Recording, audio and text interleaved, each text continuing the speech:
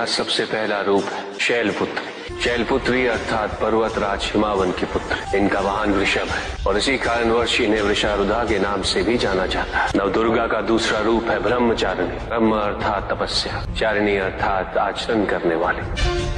ये रूप उस ज्ञान व आचरण का प्रतीक है जिसके माध्यम से इन्होंने मुझे अपने पति के रूप में प्राप्त किया। नवदुर्गा का तीसरा रूप है चंद्रघंटा। मस्तक पे घंटे के आकार में आधा चंद्र। ये रूप अत्यंत शांतिदायक, कल्याणकारी है। विभिन्न प्रकार के अस्त्र और शस्त्र इनकी 8 भुजाओं में सुसज्जित है। इनका तीसरा नेत्र सदैव खुला रहता है। चंद्रघंटा का वाहन सिंह है। ये युद्ध करने हेतु सदैव तत्पर रहती है। इनकी आराधना करने से निर्भीकता और वीरता के साथ ही सौम्यता और विनम्रता का विकास निश्चित है। ये जो मृत्यु देती वो सुख कारक और निर्भय अवस्था में होती है। इनकी मंद मंद हंसी से संसार का जन्म संभव होता है। यह है नवदुर्गा का चौथा रूप, जिसे कुष्मांडा के नाम से जाना जाता है। अष्टभुजा, शस्त्रधारिणी, व्याघ्रवाहिनी, हिरण्यवर्णा।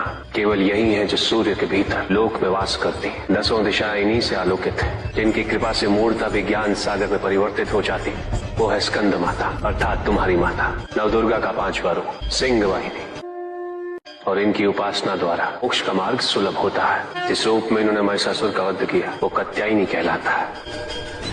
इनकी आराधना करने से अर्थ, धर्म, काम और मोक्ष फलों की प्राप्ति होती है। श्याम रंग, खुले केश, एक हाथ में लोहे का कांटा और एक में खड़ग, जिनका आशीष शुभों का कर्ता और कारक है। ये रूप काल रात्रि रूप कहलाता है। ये अंधकार का विनाश करती हैं। इनकी आराधना करने से असुरी शक्तियां भी भयभीत हो जाती। श्वेत वर्ण, श्वेत वस्त्रों से सुसज्जित, चतुर्भुज, त्रिशूलधारी, तालवाद्य धारण करने वाली ये इस रूप में अपने उपासकों को अभयदान देती। ये इनका महागौरी रूप है। माँ दुर्गा का 9वां रूप सिद्धदात्री कहलाता है।